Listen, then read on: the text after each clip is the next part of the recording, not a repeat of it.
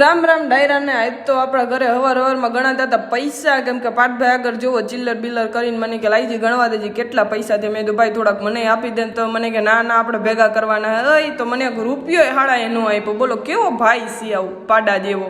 પછી લઈ ગઈ હતી મને બપોરે ભૂખ, એટલે આપણે બનાવી લીધા હતા ફરાળી લોટના ભજીયા અને ઊન પાઠભાઈ બે ગયા હતા ખાવા હાટું ને એક નંબર મોજ આવી. મેં એને કીધું અલા લે ખા, બહુ મજા છે. દૂધી બુધી નાખીને આપણે એક નંબર ભજીયા બનાવીને આપણે ખાઈ લીધા હતા. બહુ મોજ પડી ગઈ આપણને.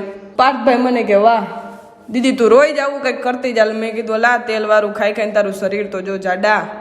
પાઠભાઈ મને કે લે તુંય ચાખ. મેં કીધું હા ભાઈ એક નંબર બન્યા, બહુ મોજ પડી. મેં કીધું આવું હું ખાઉં તો હું જાડી નથી થતી, પણ તું જાડો થઈ જાશ. પછી આપણે જાગીને પી લીધી આપણે તૂટેલા કપમાં ચા.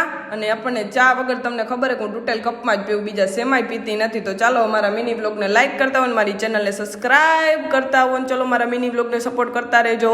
ટાટા.